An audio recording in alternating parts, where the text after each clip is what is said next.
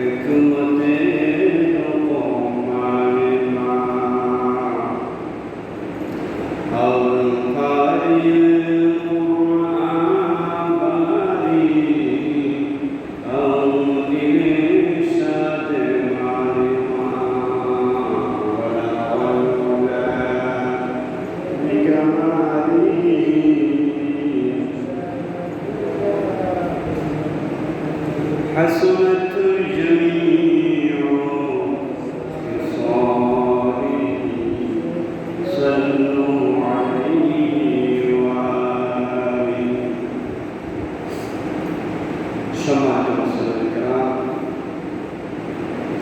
মহান আল্লাহ পাক রব্বুল আলামিন জালালের শাহি দরবারে আমরা লক্ষ কোটি শুকরিয়া আদায় করছি এজন্য যে আল্লাহ পাক দয়া করে মেহেরবানি আমাদের সকলকে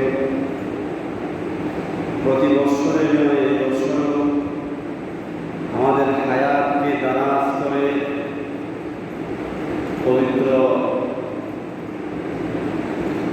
ঈদুল আযহার পূর্বে জুমার বার পর্যন্ত এসে পবিত্র জুমার নামাজ আদায় করার তৌফিক দান করেছেন, আমাদেরকে ইবাদত করার সুযোগ করে দিয়েছেন। সেজন্য আমরা মুনিরের দরবারে শুকরিয়া আদায় করছি, সকলে বলছি আলহামদুলিল্লাহ।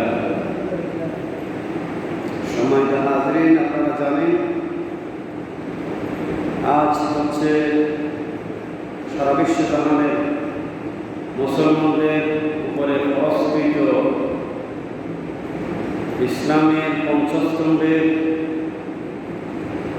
পঞ্চম স্তম্ভ শারীরিক এবং আর্থিক ইবাদত হজ। সৌদি আরবের ছাদ দেখা হিসেবে আজকে সেখানে 8 তারিখ থেকে পবিত্র হজ শুরু হবে। মোট 5 দিনে 8 তারিখ থেকে 13 তারিখ পর্যন্ত মোট 5 দিনে 9টি কাজ করবে তারা। এগুলোর নাম হচ্ছে হজ। আমরা বুঝতে পারলাম আল্লাহ রাব্বুল জালালের পবিত্র কাবা গৃহে চতুষ্পার্শ্বে তারা লব্বাইক আল্লাহুম্মা লব্বাইক লব্বাইক লা শারীকা লাক লব্বাইক ইন্নাল হামদা ওয়ান নি'মাতা লাক ওয়াল মুলক লা শারীকা লাক বলে সেখানে তাওহীদের সর্বশ্রেষ্ঠ ঘোষণা দিয়ে আল্লাহ তাআলার সাথে কারো শরীক নাই, অংশীদার নাই, তিনি এক অদ্বিতীয় এই ঘোষণা দিয়ে রব্বুল আলামিনকে তারা আল্লাহ তাআলার প্রতি এবং তাওহীদের স্বীকৃতি দিয়ে আল্লাহ সকল উজাড় করবে, তাদের ঈমানকে নবায়ন করবে। ইসলামের পঞ্চস্তম্ভ আল্লাহ যাদের তৌফিক দান করেছেন সেই হজ তারা পালন করবে। আলহামদুলিল্লাহ, আমরা তাদের জন্য দোয়া করব। আল্লাহ তাদেরকে সুস্থ রেখে যাতে যথাযথভাবে এই হজের মানাসিকুল হজ, হজের কার্যাবলী, ফরজ এবং ওয়াজিব আর সুন্নাত কাজগুলো যাতে করতে পারে সেজন্য আমরা আল্লাহর দরবারে দোয়া করি। সম্মানিত হাজরিন, এই হজের ঘোষণা দিয়েছিলেন হযরত ইব্রাহিম আলাইহিস সালাম। হযরত ইব্রাহিম আলাইহিস সালামকে বলা হয় আবুল আম্বিয়া, নবীদের পিতা। তিনি তার বংশধর দিয়ে আল্লাহ তাআলা অসংখ্য নবীকে দুনিয়াতে পাঠিয়েছেন। হযরত ইব্রাহিম আলাইহিস সালাম এর বয়স যখন 86 বছর, তখন আল্লাহ তাআলা তাকে একটা সন্তান দিলেন। এতদিন পর্যন্ত তার কোনো সন্তান আসেনি, দুনিয়াতে জন্মগ্রহণ করেনি। তিনি হাজরা আলাইহিস সালামের গর্ভে মা সারা আলাইহিস সালাম এর গর্ভে কোনো সন্তান আসেনি। তিনি হাজরা আলাইহিস সালামের, আমরা যাকে হাজরা বলি, ওনার গর্ভে আল্লাহ তাআলা ইসমাঈল আলাইহিস সালামকে 86 বছর বয়সে তাকে দান করলেন। আলহামদুলিল্লাহ, এত বছর জীবন থেকে চলে গেল, কোনো একটা সন্তান পাবো না। একেবারে বৃদ্ধ বয়সে এসে একটা সন্তান পেলেন, এটা কতই না আদরের সন্তান হবে, স্বাভাবিক, আদরের হওয়াটা স্বাভাবিক। আল্লাহ ইব্রাহিম আলাইহিস সালাম আল্লাহ তাআলার কাছে দোয়া করেছেন। ইব্রাহিম আলাইহিস সালাম আল্লাহ তাআলার কাছে দোয়া করেছেন যে রব্বুল আলামিন মৃত গাছ থেকে ফুল ফুটাতে পারেন, সেই রব্বুল আলামিন কেন আমাকে বৃদ্ধ বয়সে একজন সন্তান দিতে পারবেন না? তিনি দোয়া করলেন সূরা ইয়াসিনের পরের সূরা পারা নম্বর 23, সূরা আস-সাফফাত সূরা নম্বর 182 না সূরা নম্বর এই সূরাটা হচ্ছে এই সূরাতে আছে 182 আয়াত।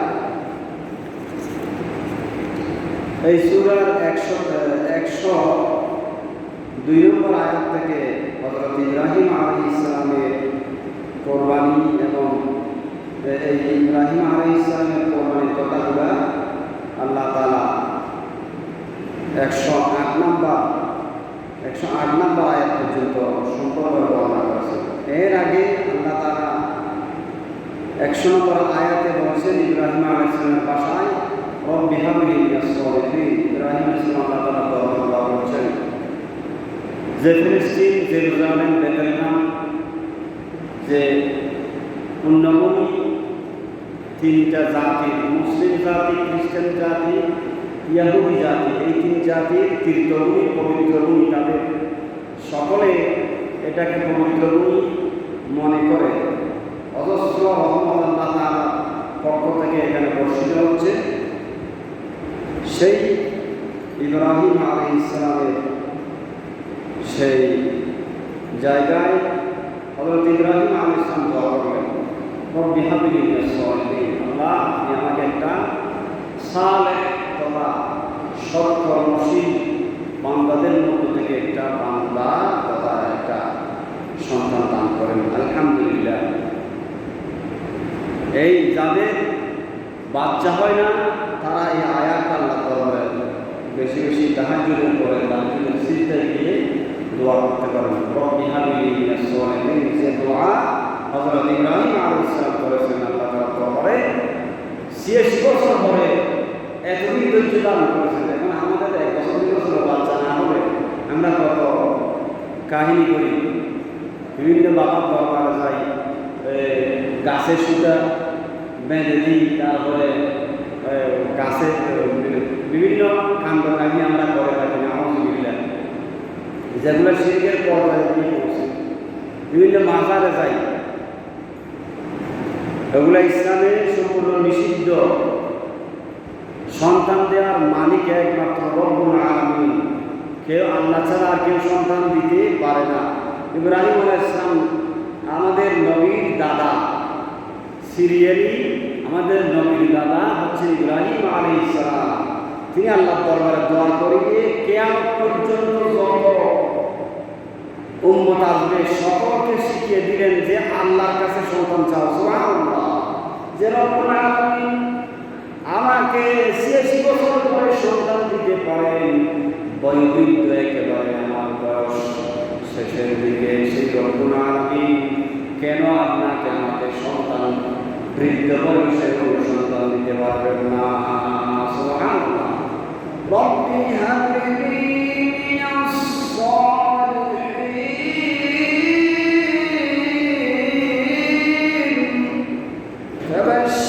ফাবাশশারনাহু বিগুলামিন হালিম।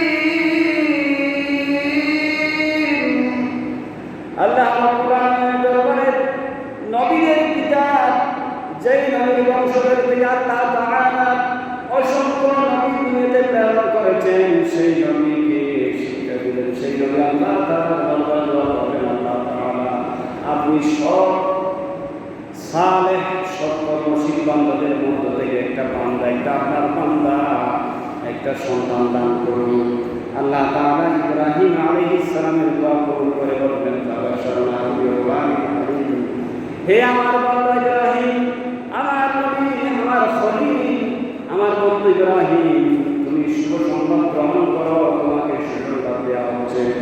তুমি সুসংবাদ গ্রহণ করো, তোমাকে সুসংবাদ দেওয়া হচ্ছে একজন ধৈর্যশীল সহিষ্ণু বান্দা, সহিষ্ণু ছেলে তোমাকে দেওয়া হবে।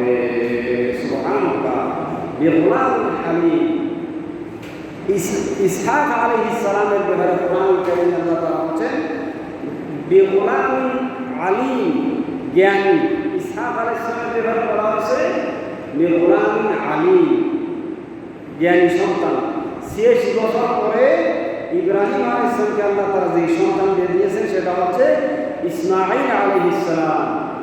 আলহামদুলিল্লাহ, ইসমাঈল আলাইহিস সালামের সিফাত তথা গুণবৈশিষ্ট্য হচ্ছে হালিম, সহিষ্ণু, ধৈর্যশীল, বিপদে মুসিবতে সবর ইখতিয়ারকারী, সবর যিনি করবেন। আর ইসহাক আলাইহিস সালামের ব্যাপারে বলা হয়েছে গোলামিন আলিম, জ্ঞানী, বুদ্ধিসম্পন্ন, যার জ্ঞান আছে। তার মানে কি ইসমাঈল আলাইহিস সালামের জ্ঞান নাই? অবশ্যই আছে। যার ভিতরে যে গুণটা বেশি সেটা দিয়ে মানুষ তাকে দেখে থাকে। এই জন্য আল্লাহ তাআলা ইসমাঈল আলাইহিস সালামের লকব উপাধি নিজে দিয়ে দিলেন গোলামিন হালিম, সহিষ্ণু, ধৈর্যশীল, সবর, বিপদে সবরকারী একজন সন্তান। গোলাম, আপনাকে গোলামের সুসংবাদ আমি আপনাকে দিচ্ছি। সুবহানাল্লাহ। এখন ইব্রাহিম আলাইহিস সালাম কি ইসমাঈল আলাইহিস সালামকে কোরবানি করেছেন নাকি ইসহাক আলাইহিস সালামকে কোরবানি করেছেন? ইহুদিরা এটা নিয়ে কি কথা বলে। ইহুদিরা বলে আমাদের নবী ইসহাক আলাইহিস সালামকে কোরবানি করা হয়েছে। গত 5-6 বছর আগে বাংলাদেশেও এরকম একটা বিতর্ক হয়েছিল। একজন দাবি করেছিল ইসহাক আলাইহিস সালামকে কোরবানি করা হয়েছে, তাকে বেঁধে রাখা হয়েছে, তার জরিমানা করা হয়েছে। আমাদের বাংলাদেশ সরকারকে সেজন্য ধন্যবাদ জানাই। যে জবিহুল্লাহ হচ্ছে ইসমাঈল আলাইহিস সালাম, ইসহাক আলাইহিস সালাম সর্বপ্রথম সন্তান। দ্বিতীয় সন্তান ইব্রাহিম আলাইহিস সালাম বয়স যখন 99 বছর, আরো 13 বছর পরে ইসমাঈল আলাইহিস সালামের জন্মের আরো 13 বছর পরে যখন 99 বছর, তখন ইসহাক আলাইহিস সালামকে আল্লাহ তাআলা ইব্রাহিম আলাইহিস সালামকে দ্বিতীয় সন্তান হিসেবে দান করেছেন। তাফসীরে ইবনে কাসিরে এই কথাটা এভাবে এসেছে। আলহামদুলিল্লাহ। তাহলে যেমন ইসমাঈল আলাইহিস সালামকে জবিহুল্লাহ হচ্ছে আল্লাহর জন্য জবি, ইসমাঈল আলাইহিস সালাম তাকে জবাই করার জন্য মিনা প্রান্তরে নিয়ে যাওয়া হয়েছিল। আল্লাহ তাআলার বাসায় এভাবে আল্লাহ তাআলা ইব্রাহিম আলাইহিস সালামকে পরীক্ষা করেছেন, অনেক পরীক্ষা করেছেন। সেখান থেকে জীবনের সূচনা লগ্নে একটা পরীক্ষা হচ্ছে তিনি ছোটকালে অর্থাৎ 10-12 বছর বয়সে যখন পিতা তাকে মূর্তিগুলা পাহারা দিতে বলছেন, তখন তিনি বলছেন বাবা সেগুলা তো পূজা করতে বললেন। তখন পিতা হযরত ইব্রাহিম আলাইহিস সালাম বলছেন নিজের পিতা তারেক অথবা আজর। আজর হচ্ছে মূর্তি। যেহেতু তিনি ইব্রাহিম আলাইহিস সালামের পিতা মূর্তি বানাতেন, সেজন্য তাকে আজর বলা হয়। আর তার ইতিহাসে তার আরেকটা নাম আছে তারেক। ইব্রাহিম আলাইহিস সালামের পিতার আরেকটা নাম আছে, সেটা হচ্ছে তারেক। তো আমরা রিক্সাওয়ালাকে অনেক সময় রিক্সা বলে ডাকি, সেজন্য আজর শব্দটা হচ্ছে মূর্তি। আর ইব্রাহিম আলাইহিস সালামের পিতাকে মূর্তি বলা হয়, আজর নামে ডাকা হয়েছে। তো তখন ইব্রাহিম আলাইহিস সালাম পিতার কোলে বসে ইনসাফ করেছেন, হে আমার পিতা, যাকে আপনি হাতে তৈরি করেছেন, নিজ হস্তে যাকে আপনি বানিয়েছেন, তাকে কেন আমি পূজা করব?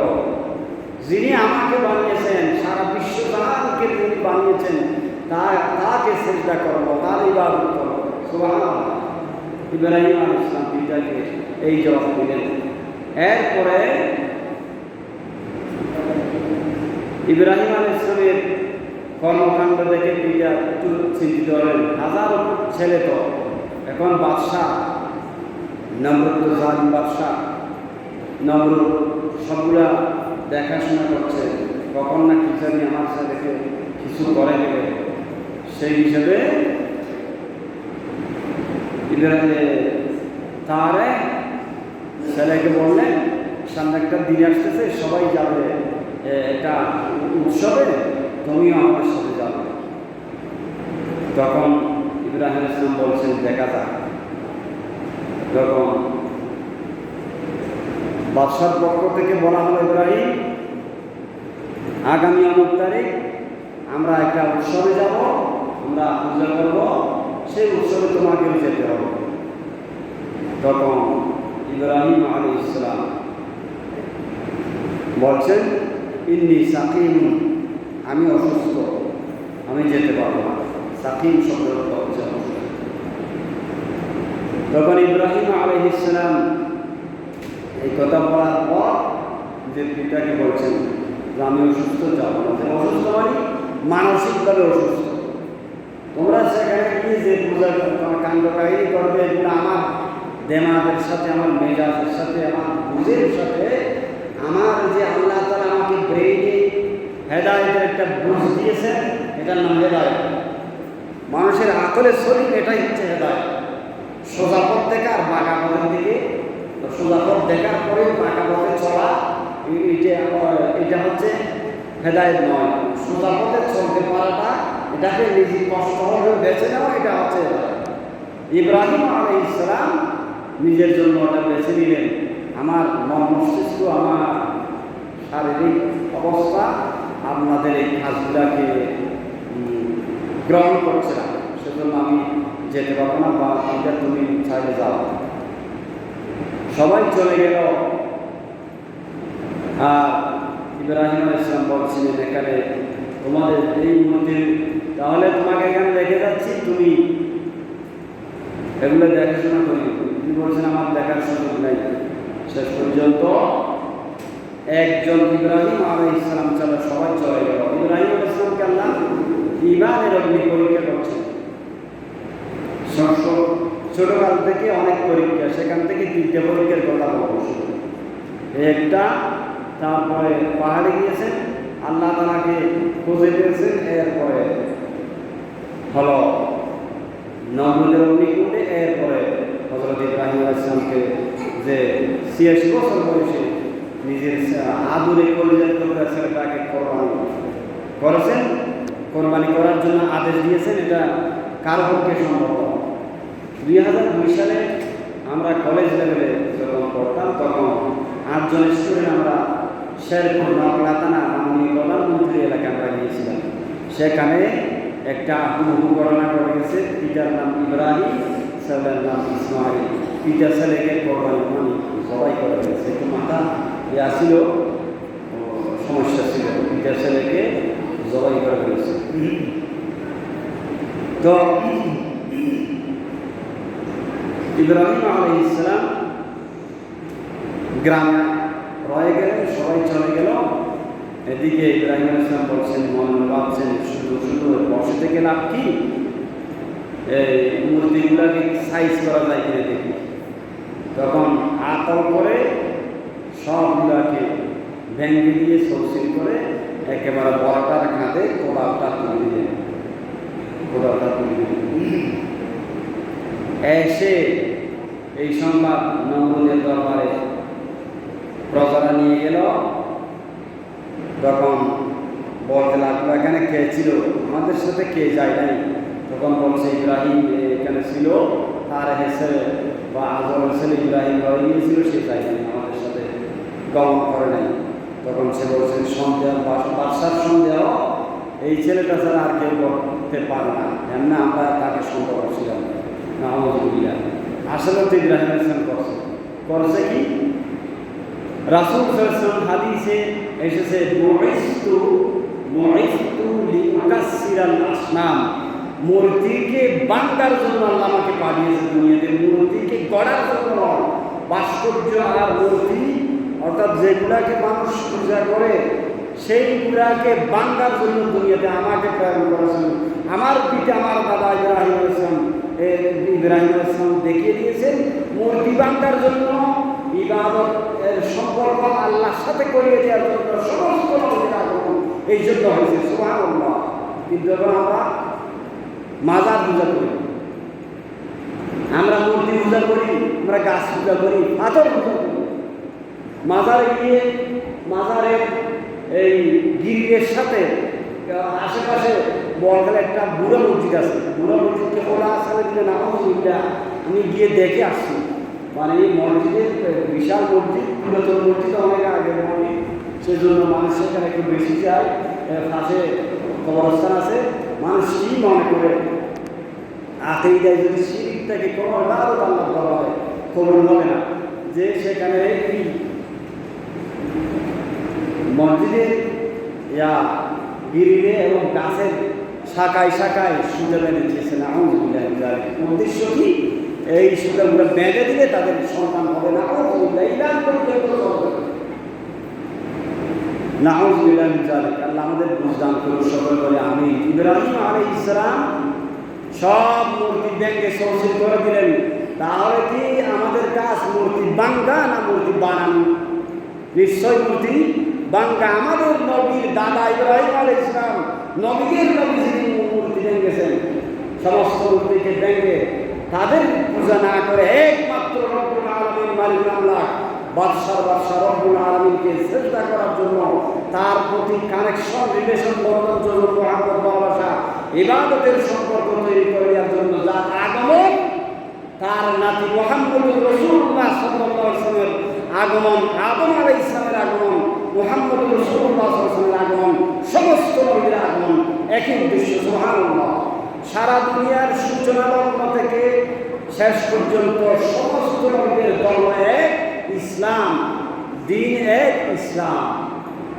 একমাত্র ইসলামকে প্রচার করার জন্য, প্রতিষ্ঠা করার জন্য সমস্ত নবীদের আগমন হয়েছিল। সুবহানাল্লাহ।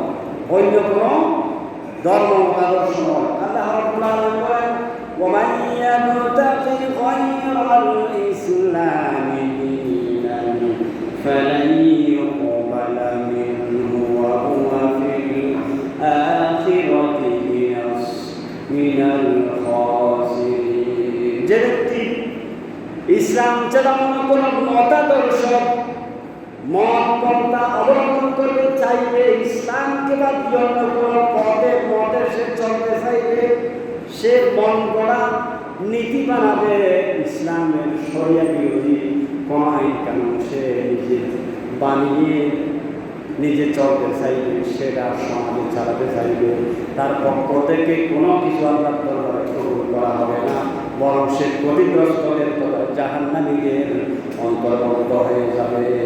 নাউযুবিল্লাহ। কথাটা কি আমার না আল্লাহ, সরাসরি কোরআনুল কারীমের আয়াত। ইব্রাহিম আলাইহিস সালাম বলছেন, বাল, তোমরা যে আমাকে দোষারোপ করছো, এটা দেখো কোদালটা খাঁদে আছে, ইশারা করলেন। এই আয়াত ইব্রাহিম আলাইহিস সালাম একটা বালাগাতের আরবি অলঙ্কার শাস্ত্রের একটা পরিবেশ আছে, তাওবিয়া। তাওবিয়া মানে কথা এক, ঢাল দুইটা। বাল ফাআলাহুল কাবীর, বরং এটা করেছে তাদের মধ্যে যে বড়। এখানে ইব্রাহিম আলাইহিস সালাম দুই দিকে ইশারা করেছেন। একটা হচ্ছে নিজের দিকে, এই মূর্তিগুলোর ভিতরে এবং তোমাদের ভিতরে ঈমানের দিক থেকে, আল্লাহ তাআলার ইবাদত করার দিক থেকে তোমরা একটাও ইমানদার নও, আমি ইব্রাহিম বড়। এবং এই মূর্তিগুলোর ভিতরে যার কাঁধে কোমর আছে সে বড়। এই এক কথা একটা। খাবির মানে ইব্রাহিম বড়, অথবা খাবির মানে মূর্তিদের মধ্যে যে মূর্তিটা বড় ছিল সে এই বড় নিয়ে কাজটা করছে। এদিকে ইব্রাহিম আলাইহিস সালাম ইশারা করছেন। এটাকে আরবি ব্যাকরণের পরিভাষায় না, আরবি বালাগাত তথা অলঙ্কার শাস্ত্রের পরিভাষায় এটাকে বলা হয় তাওবিয়া। তিনি এই কথা বলার পরে নমরুদের মাথা আরো বেশি খারাপ হয়ে গেছে। তাকে নিয়ে আসো, তাকে অগ্নিকুণ্ডে নিক্ষেপ করতে হবে। সেই এই কাজটা করছে। শেষ পর্যন্ত ইব্রাহিম আলাইহিস সালাম আর বাঁচতে পারেন নাই। তাকে নিয়ে যাওয়া হলো বাদশার দরবারে, যে জিজ্ঞাসাবাদ করা হলো। তিনি একই উত্তর দিলেন, বাল ফাআলাহুল কাবীর, তাদের ভিতরে যে বড় আছে সেই এই কাজটা করে সাঙ্গসার করেছে। শেষ পর্যন্ত ইব্রাহিম আলাইহিস সালামের জন্য অগ্নিকুণ্ড রেডি করা হলো। সেখান থেকে সিজ্ঞাস নামক এক ধরনের গাছ, সেখানে সেটা সেই গাছের উপরে রেখে তাকে অগ্নিকুণ্ডে নিক্ষেপ করা হলো। গাছ গুড়াতে অনেক চেষ্টা করা হলো, গাছ এই বুড়ানোর পরেও ইব্রাহিম আলাইহিস সালামকে অগ্নিকুণ্ডে নিক্ষেপ করা সম্ভব হচ্ছে না। তখন শয়তান এসে তাদেরকে মুরব্বীর ভেষ করে পরামর্শ দিছে নমরুদের প্রধান উপদেষ্টাকে যে এখানে কতগুলা যুবতী মেয়েদেরকে এনে এই গাছের পাশে যখন জিনা করা হবে তখন তখন তাকে অগ্নিকুণ্ডে ফেলা সহজ হবে না। এবং ওই যেই সমস্ত যুবকদেরকে এখানে আনা হবে তাদের সকলের কপালে একটা একটা তিলক দিতে হবে। তিলকের ইতিহাস ওখান থেকে মুসলমানদের মেয়েদের সাথে, মুসলমানদের কন্যাদের সাথে তিলকের কোনো সম্পর্ক নাই। তিলকের ইতিহাস ওখান থেকে। তাই সেই সময় যাদেরকে ওখানে গাছের গোড়ায় যাদের সাথে জিনা করা হয়েছে, যখন সমান তালে জিনা শুরু করে দিয়েছে, আল্লাহর ফেরেশতারা ওই গাছ থেকে সরে গেছে। ইব্রাহিম আলাইহিস সালামকে অগ্নিকুণ্ডে নিক্ষেপ করা সাথে সাথে সম্ভব হয়েছে। নাউযুবিল্লাহ। ইব্রাহিম আলাইহিসকে ফেলে দিলেন। তখন জিবরিল আলাইহিস সালাম এসে বললেন, হে ইব্রাহিম, আল্লাহর নবী ইব্রাহিম, তুমি তো পড়ে গেছো, আপনি তো পড়ে গেলেন, আপনি একটু আমাকে অনুমতি দেন, এই দেশটাকে শেষ করে দিই, আপনাকে উদ্ধার করে দেই। তখন ইব্রাহিম আলাইহিস সালাম তৃতীয় থার্ড পারসন জিবরাইল আলাইহিস সালামের কাছে সাহায্য চান নাই। তুমি কি আমাকে সাহায্য করবে? যেই রব্বুল আলামিন আমাকে সৃষ্টি করেছেন, সব কিছু তিনি দেখতেছেন, নিয়ন্ত্রণ করছেন, যিনি বিশ্ব নিয়ন্ত্রণকারী, তিনি রব্বুল আলামিন, তিনি আমাকে দেখছেন। আমি যদি তার বান্দা হয়ে থাকি, তিনি আমাকে সাহায্য করবেন, এই নমরুদের অগ্নিকুণ্ড থেকে আমাকে হেফাজত করবেন। সুবহানাল্লাহ। ইব্রাহিম আলাইহিস সালাম এই আকীদা বিশ্বাস লালন করার পরে মনে মনে এই কথা যখন বললেন, রব্বুল আলামিন অগ্নিকুণ্ডকে অর্ডার করে দিলেন, কুলনা ইয়া নারু কুনি বারদান ওয়া সালামান আলা ইব্রাহিম। সুবহানাল্লাহ।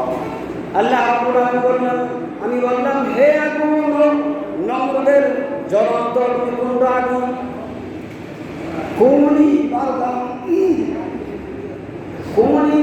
ওয়া সালামা, তুমি ঠান্ডা হয়ে যাও। এরকম ঠান্ডা, যেই ঠান্ডা হলে পরে মানুষের ঠান্ডা লাগবে, এরকম ঠান্ডা নয়। আমি সালাম তথা শান্তি, নিরাপদ হয়ে যাও।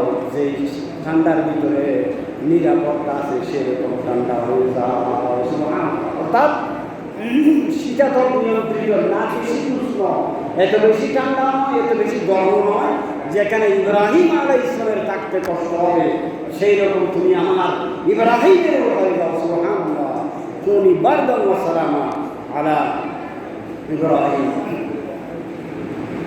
একেবারে নাতিশীতোষ্ণ হয়ে গেল। ইব্রাহিম আলাইহিস সালাম সেখানে অগ্নিকুণ্ড থেকে একেবারে জীবিত যখন দেখছেন, তখন আরো বেশি রাগ বেড়ে গেল, নমরুদের অবাক হয়ে গেল।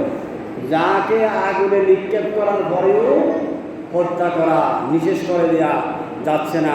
রাখে আল্লাহ, মারেকে আল্লাহ। রব্বুল আলামিন বলেছেন, ইন্না নাহনু নাযালনা যিকরা ওয়া ইন্না লাহু লাহাফিজুন। এটা পবিত্র কোরআন কারীমের কথা, যে আল্লাহ যে বান্দাকে বাঁচাতে চান, সারা দুনিয়া মিলে যদি ওই বান্দার বিপক্ষে যায়, তাকে ক্ষতি করার, তার পশম তুলে ফেলার শক্তি কারো নাই। সুবহানাল্লাহ। হযরত ইব্রাহিম আলাইহিস সালামকে আল্লাহ রাব্বুল আলামিন সেই অগ্নিকুণ্ড থেকে রক্ষা করলেন। কেউ কেউ বলেছেন সেখানে স্বর্ণের পালঙ্কে ইব্রাহিম আলাইহিস সালাম সেজদা অবনত হয়ে আছেন। সুবহানাল্লাহ। সেখান থেকে হেঁটে আস্তে আস্তে চলে আসতেছিলেন। যারা ওই অগ্নিকুণ্ডের আশেপাশে ছিল, তারা সবাই এই ঘটনা দেখেছে। এখন ব্যাঙের অবস্থা গিরগিটি, অর্থাৎ আমরা যাকে আঞ্চলিক ভাষায় চট্টগ্রামের লৌকিনি বলি, এই দুইটার অবস্থা তখন মানুষ লক্ষ্য করছে। যে যে এখানে যে আল্লাহর একজন নবীকে আগুনে নিক্ষেপ করা হয়েছে, আমি ব্যাঙের তো কোনো কিছু নাই, সত্যের পক্ষে হকের পক্ষে ওই ব্যাঙ আমার তো অপরাধ শক্তি সামর্থ্য নাই, আমার এই পানিতে আমার অগ্নি নিবে না, এরপরে আমার চেষ্টাটুকু আমি করি। এই কোনো ব্যাঙ প্রস্রাবটুকু আগুনে ছেড়ে দিয়েছে, সেখান থেকে আগুনের ঝিল ফেলে দেয়, এই কোনো ব্যাঙ ধোসা পড়ে গেছে। সুবহানাল্লাহ। সেজন্য সেখান থেকে কোনো ব্যাঙ যদি কেউ মারে তাহলে তার গুনাহ হবে। আর ওই গিরগিটি সে ফুল দিয়েছিল, সেজন্য কোনো মুসলমান দেখলে গিরগিটি লোকজন যদি কোনো মুসলমানকে সে দেখে তার একেবারে শরীর ফুলে যায়, এবার লাল হয়ে যায়, দৌড় মারে। আপনারা যারা দেখেছেন, সালাতুন ইয়া রাসূলুল্লাহ আলাইকুম সালামুন ইয়া হাবিবাল্লাহ আলাইকুম। তাহলে ইব্রাহিম আলাইহিস সালামকে আল্লাহ তাআলা এই অগ্নিকুণ্ড থেকে রক্ষা করলেন। ঈমানের অগ্নি পরীক্ষা, সেখানেও কঠিন পরীক্ষা দিয়ে উত্তীর্ণ হলেন ইব্রাহিম আলাইহিস সালাম। দ্বিতীয় পরীক্ষা হলো দ্বিতীয় পরীক্ষা হলো ৮৬ বছর পরে তিনি আল্লাহ তাআলার পক্ষ থেকে একটা ছেলে পেলেন। সেই ছেলেটা যখন একটু বয়স হলো, ফালাম্মা বালাগা মা'আহুস সা'য়া, কতটুকু বয়স? ১৩ বছর বয়স। অর্থাৎ তাফসীর ইবনে কাসির এসেছে তার সাথে চলাফেরা করার মতো বয়স, মানে হাঁটা চলা করার বয়স যখন হলো, তখন ইয়া বুনাইয়া ইন্নী আরা ফিল মানাম, আল্লাহর পক্ষ থেকে একটা স্বপ্নের আদেশ চলে আসলো। রুইয়াল আম্বিয়া ওয়াহী, নবীদের স্বপ্ন, এটা ওয়াহী। আল্লাহ তাআলা বলছেন, ইসমাঈল আলাইহিস সালাম যখন একটু হাঁটতেছে, বয়স যখন ১৩ বছর, হাঁটাচলা করতে বিভিন্ন কাজে পিতাকে সহযোগিতা করছে, পিতার লাঠি হলো বিভিন্ন কাজে, তখন সেই সময় আল্লাহ তাআলা বলছেন, ইব্রাহিম তুমি কি করো, তোমার খলিজের টুকরা যেটা সেটা আমার রাস্তায় প্রদান করো। সুবহানাল্লাহ। আমরা কি পারবো? আমাদের দ্বারা কি সম্ভব? আল্লাহ যদি এরকম বলে থাকেন বা আমরা সবাই দেখি, এরকম স্বপ্ন কি আমাদের দ্বারা বাস্তবায়ন করা সম্ভব? কখনো সম্ভব না। তিনি নবীকে সেজন্য তার পক্ষে সম্ভব করেছেন। ইসমাঈল আলাইহিস সালাম এই স্বপ্ন ইব্রাহিম আলাইহিস সালাম ৩ বার দেখলেন যে তার ছেলেকে কোরবানি করতেছে। তৃতীয়বারে তিনি বুঝে গেলেন যে আমাকে কোরবানি করতেই হবে, আমার কলিজার টুকরা, আমি তো আর কোনো কিছু পেলাম না, আমার কলিজার টুকরা হচ্ছে আমার এই সন্তান। বৃদ্ধি বয়সে আল্লাহ তাআলা আমাকে যে সন্তান দিয়েছেন এটা কোরবানি করতে হবে। শেষ পর্যন্ত স্ত্রীর সাথে কথাবার্তা বলে ছেলের সাথে পরামর্শ করলেন। ছেলের সাথে পরামর্শ, এখন তো আমরা পরামর্শ করি না, পরামর্শ আল্লাহ তাআলা বলছেন ওয়াশাউরহুম ফিল আমর, বিভিন্ন বিষয়ে বাড়ির লোকজনের সাথে, স্ত্রীর সাথে, ছেলের সাথে পরামর্শ করা, বিভিন্ন গুরুত্বপূর্ণ কাজে পরামর্শ করা ভালো। ইব্রাহিম আলাইহিস সালাম নিজের ছেলের সাথে পরামর্শ করলেন। ইয়া বুনাইয়া ইন্নী আরা ফিল মানাম, ইব্রাহিম আলাইহিস সালাম বলছেন, হে আমার ছেলে, হে আমার ইয়া ইবনি, আল্লাহ বলেন, ইয়া বলছেন ইয়া বুনাইয়া, হে আমার কলিজার টুকরা আদরের সন্তান। আমাদের এখানে চট্টগ্রামের আঞ্চলিক ভাষায় ফুটুইয়া, ননাইয়া বিভিন্ন ধরনের করে বলে থাকে, ছোটো বাচ্চাকে সম্বোধন করে। এভাবে আল্লাহ ইব্রাহিম আলাইহিস সালাম বলছেন, ইয়া বুনাইয়া, হে আমার আদরে কলিজার টুকরা ছেলে, ইন্নী আরা ফিল মানাম, আমি সামনে দেখলাম যে আন্নী আযবাহুক, আমি তোমাকে জবাই করতেছি। এটা আমি ৩ বার দেখলাম, কি হতে পারে? এখন কি করব?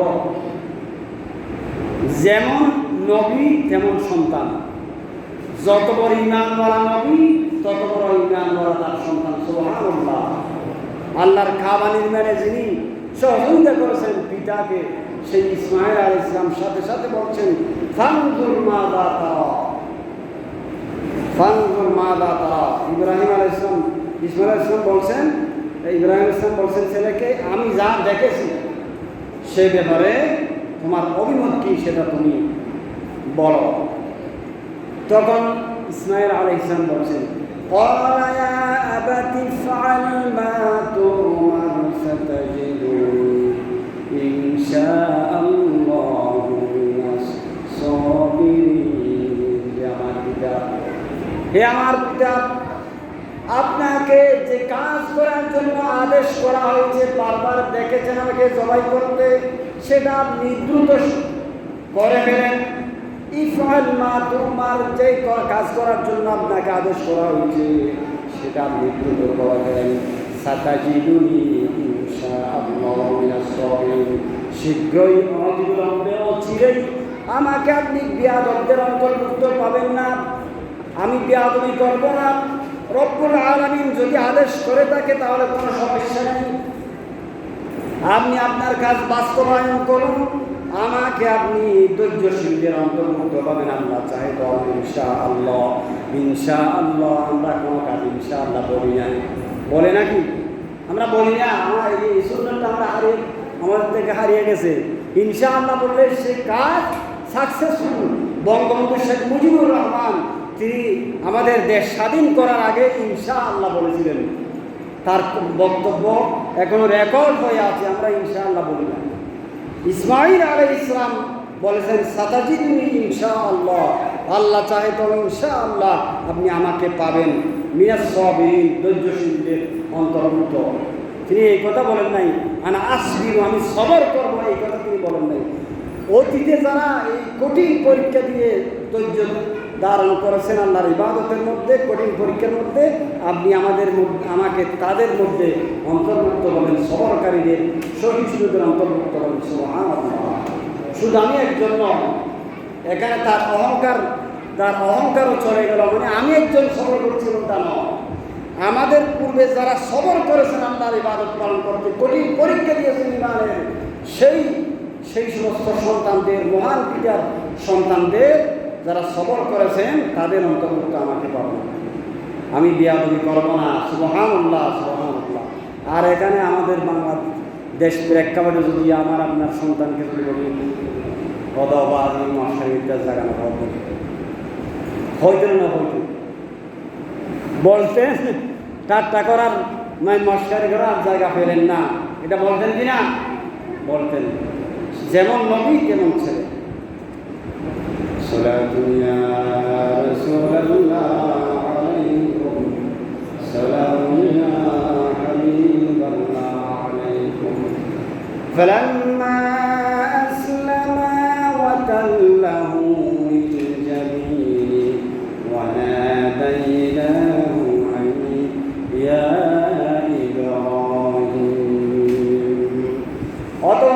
পুত্র যখন উভয়ই আল্লাহ তাআলার ইচ্ছা বাস্তবায়ন করার জন্য, কোরবানি হওয়ার জন্য, কোরবানি করার জন্য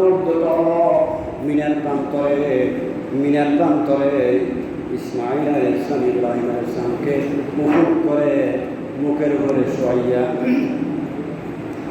লিল জাবিন, মুখের উপরে শোয়াইয়া উঠুন করে রাখলেন। তখন ইব্রাহিম আলাইহিস সালাম চেষ্টা করতেছেন, ইব্রাহিম আলাইহিস সালাম জবাই করবেন, আগ মুহূর্তে ছেড়ে বললেন যে আমার পিতা, আপনি আমার মুখটাকে, আমার সাদা যে কাপড় আছে সেটা করে আমার মুখটা একটু বেঁধে ফেলেন। যদি আমি একমাত্র 13 বৎসরের সন্তানের প্রতি যদি ভালোবাসার দুর্বলতার কারণে আমার মুখ দেখে যদি পিতা পুত্র দুইজন মুখ দেখার পরে ভালোবাসার কারণে আপনি যদি আল্লাহর অর্ডার খেরি করতে না পারেন, কোরবানি করতে না পারেন, তাহলে আমরা নাফরমানদের অন্তর্ভুক্ত হয়ে যাব। সেজন্য আপনি আমার মুখটা বেঁধে ফেলেন এবং আমার মুখটা অরূপ করে রাখবেন। এরপরে কোরবানি করবেন, হাত পা বেঁধে ফেলবেন যাতে কোরবানি করার সময় আমার হাত পা নড়াচড়া হতে পারে, আমার পা যাতে আপনার শরীরে না লাগে। কেমন ইসমাঈল, সে ইসমাঈল আলাইহিস সালাম এই কথা বললেন। ইব্রাহিম আলাইহিস সালাম বেঁধে ফেললেন, কোরবানি চালা করতে শুরু করলেন। ছুরি কাটান আল্লাহর আদেশে, তখন ওয়ানাদাইনাহু ইয়া ইব্রাহিম, আসমান থেকে জিবরাইল আলাইহিস সালাম এক পশু নিয়ে ওয়াফাদাইনাহু বিযিবহিন আযীম, একটা ওয়াফাদাইনাহু বিযিবহিন আযীম, একটা মহান পশু, কোরবানির পশু কুরবানি নিয়ে জিবরাইল আলাইহিস সালাম হাজির। আর সেখানে ইব্রাহিম আলাইহিস সালাম শরীরে নিক্ষেপ করলেন, উপরে তাকালেন, যে তাকবীর তাশরীকের ইতিহাস গত জুমায় বলছিলাম। আল্লাহু আকবার, আল্লাহু আকবার। জিবরাইল আলাইহিস সালাম বললেন, ইব্রাহিম আলাইহিস সালাম উপরে তাকিয়ে বললেন লা ইলাহা ইল্লাল্লাহ। আর ছেলে ইসমাঈল আলাইহিস সালাম বলছেন আল্লাহু আকবার, আল্লাহু আকবার ওয়ালিল্লাহিল হামদ। এই তাওহীদের কালিমাটা, আল্লাহর শ্রেষ্ঠত্বের এই ঘোষণা আল্লাহ রাব্বুল আলামিন ইব্রাহিম আলাইহিস সালাম, ইসমাঈল আলাইহিস সালাম এবং জিবরাইল আলাইহিস সালাম তিনজনের সমন্বয়ে তাদের মুখের কালিমাগুলো এত বেশি ওজন, এত বেশি বাড়ি, এত বেশি সওয়াবের, এগুলো আল্লাহ তাআলার এত বেশি ভালো লাগলো।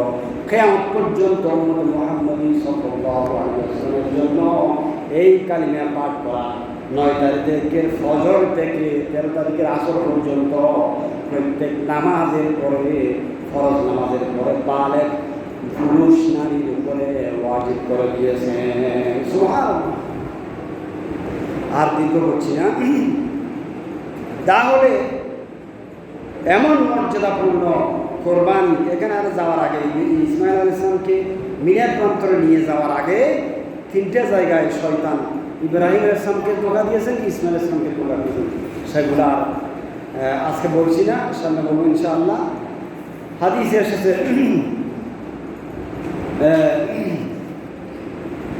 সিয়াম আরাফা, অর্থাৎ আরাফাত দিবসের রোজা, আরাফাত দিবসের রোজা, এটা 1 বছর আগে এবং 1 বছর তুকাফিরুস সানাতাল লাতি ক্বাবলাহা ওয়া তুকাফিরুস সানাতাল লাতি বা'দাহা আও কামা ক্বালা আলাইহিস সালাতু ওয়াস সালাম। যে ব্যক্তি আরাফাত দিবসের রোজা রাখবে, অর্থাৎ 9 তারিখ জুলহজ মাসের 9 তারিখ একটা রোজা রাখবে, আল্লাহ তাআলা তার আমলনামায় 2টা বছর রোজা রাখার সওয়াব দিবেন, আলহামদুলিল্লাহ।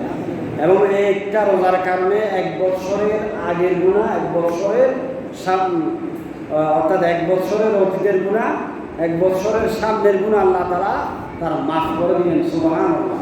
মুসলিম শরীফের হাদিস, বুখারী শরীফের হাদিস। তাহলে আমরা কি অন্তত একটা রোজা রাখা মাকরুহ, সেজন্য 2টা রাখার চেষ্টা করবো। অন্তত একেবারে না পারলে একটা রোজাকে আমরা রাখতে পারবো না। আজকে সেখানে 8 তারিখ, আগামীকাল সেখানে 9 তারিখ, আগামীকাল আরাফাত দিন সেখানে। এখন আমরা আরাফাত দিন কোনটা, আমাদের বাংলাদেশে আরাফাত দিন কোনটা হবে? সৌদি আরবের গ্রান্ড মুফতি শেখ মুহাম্মদ বিন উসাইমিন, 2জন বড় আলেম, আব্দুল্লাহ বিন বাজ আর মুহাম্মদ বিন উসাইমিন, সৌদি আরবের বড় আলেম। আরও বড় বড় আলেমগুলা আছেন সৌদি আরবের। এই 2 বড় আলেমের মধ্যে মুহাম্মদ বিন উসাইমিন, তিনি বলছেন, যেহেতু হাদিসে এসেছে সুলিরুয়াতি ওয়া আফতিরুয়াতি, চাঁদ দেখে রোজা রাখো, চাঁদ দেখে রোজা ভাঙো, সেজন্য হজ এটা হচ্ছে চাঁদের উপর নির্ভরশীল, চাঁদ দেখার উপর নির্ভরশীল।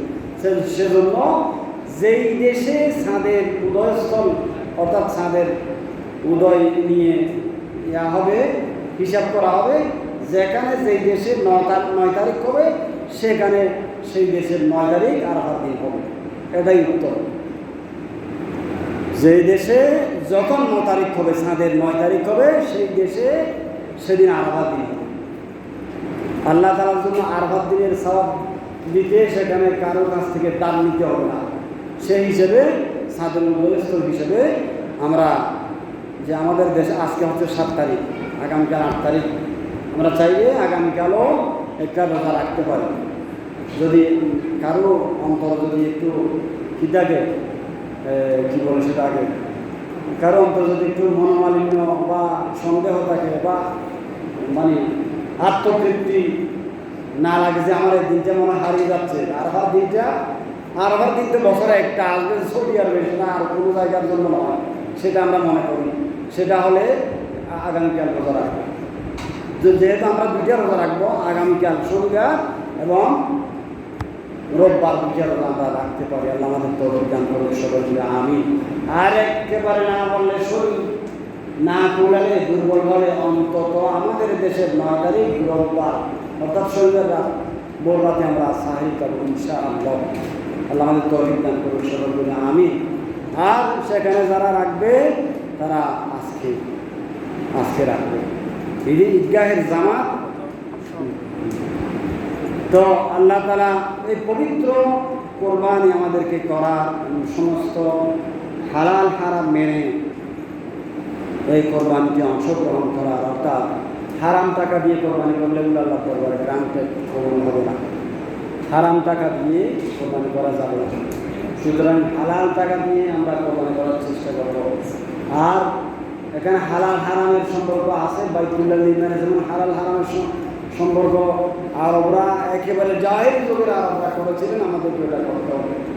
এটা সারা দুনিয়ার সমস্ত মুসলিম মিল্লাতের জন্য শিক্ষা। আর আমরা সহকর্মী হব, যারা গরিব দরিদ্র আছে তাদের প্রতি আমরা সহযোগিতার হাত বাড়াবো। আজকে এটুকুই, আর কথা বাড়াচ্ছি না। আল্লাহ যা বলেছে আমাকে তারপর আমাদেরকে আমার করার তৌফিক দান করুন। আসসালামু আলাইকুম ওয়া রাহমাতুল্লাহি ওয়া বারাকাতুহু। সবাই